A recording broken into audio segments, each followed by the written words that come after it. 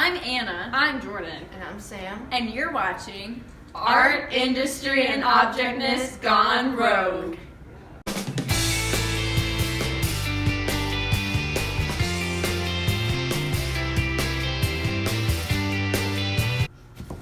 On this episode of Art, Industry, and Objectness Gone Rogue, we will be discussing innovation versus tradition within our project. First of all, we would like to state our philosophy of making and the meaning behind it. We reject the notion of the traditional Victorian home. We believe that by embracing the materials and designs of nature, we can create a warm and welcoming home. Through this belief, we plan to use materials that are found in nature. If they aren't found in nature, then we'll use materials and patterns that can become a close approximation to what we find in the natural world. For nature is what sustained us, guided us, and protected us long before man's industrialization. As a team of artists, we plan to create a display that is organic and natural and also exemplifies the arts and crafts movement. We collectively oppose and despise elements of a Victorian home. This includes unneeded clutter within a space, meaningless objects, and plain or solid colors and patterns. We do not wish to have a space that is filled with a tremendous number of objects that create a sort of I Spy game for the viewer. More specifically, objects that are meaningless and do not serve useful and practical. Also, we do not want to have anything be a solid color or a generic pattern. Each object we create will have a rich color with a design and or pattern. Our team proclaims to only showcase qualities of the arts and crafts movement. For example, our objects serve a purpose. We have created vase-like objects which will hold other objects, making them useful rather than useless. Although we do not wish to clutter our space, our team does want to fill it completely. We agree that it is important not to leave any gaps in our display, but believe that we don't need to overwhelm the space in order to get our point across to the audience. Our point being that our space will exhibit organic and natural elements. Specifically, there will be plants and designs revolving around natural works. Although our objects are relatively simple, they will be original. We plan to add color and patterning in many ways throughout our display. Our color scheme will be rich earth tones such as browns, greens, and blues, but we have also talked of adding vibrant colors into the mix as well. We also proclaim to express repetition in a tasteful manner. This will be shown by decorating objects differently so they are not exactly the same. Lastly, our main goal is to frame elements of the arts and crafts movement to show audiences simplicity, organic, natural qualities, and that color can work within a space with one another.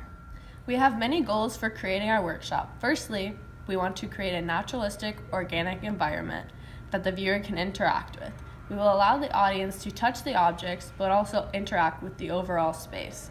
If people wish to come up to the space and pray and meditate at the altar table, we can make exceptions. Okay, so we made a table. We went outside and we got some sticks, lots and lots of sticks. Like this one right here. It was pretty fun getting the sticks. We wanted to get them outside because we wanted to use the really naturalistic feel, literally from outside the nature in which we live, the huge. And then we decided that it would be 2 to 3 feet in length, as you can see here by this lovely display of a half-made table. And we made the feet, that's what they're called, by lashing together like 3 sticks to form a teepee-like structure, as you can see here, here, here, and here. So to make the wind chimes, we had to roll out slabs. Now, to make these wind chimes, the slab had to be thicker than 1/4 of an inch than what you see here. So what we do after rolling it out, we compress it, and then we cut out our tiles. And then from there, we can put on any design with slip or with the tools that we want to. We would need to puncture a hole at the top in order to thread the twine through, and it would need to be larger than normal because it would shrink in the bisque firing or first firing of the clay.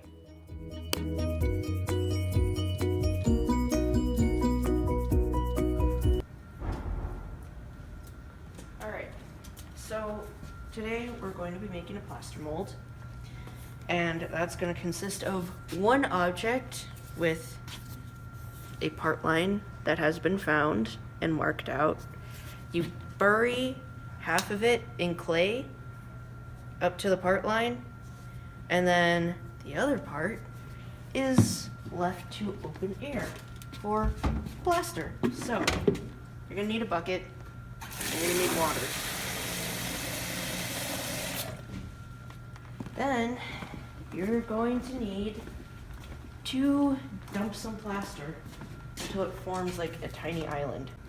So after you've mixed your plaster by our eloquent mixing methods, you need to coddle your object and then pour the plaster in, and it should look like this after about 2 hours.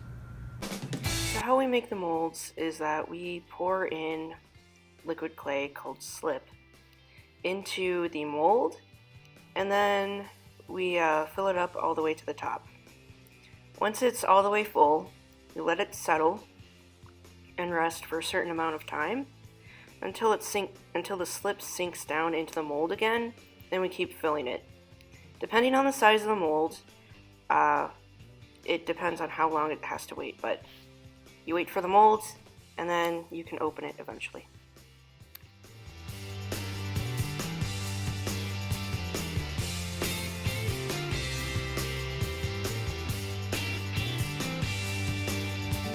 Our group's aesthetic revolves around naturalistic qualities. We wanted to exemplify this by creating our table made completely out of organic materials. We went outside and collected an abundance of sticks to begin crafting the table.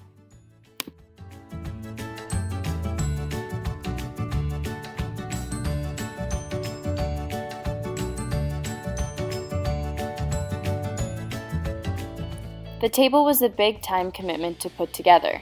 Sam created the frame, and from there, Jordan began layering sticks on top to create a flat surface. The table will hold our vases and will also display various crystals.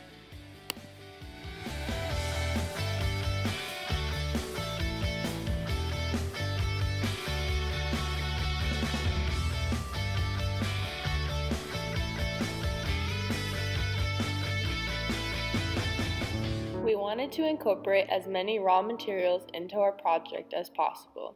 One of the ways in which we were able to showcase this was by harvesting moss to use for a carpet in front and below the altar table. We have been keeping it in the damp room and periodically watering it in hopes it will continue to grow.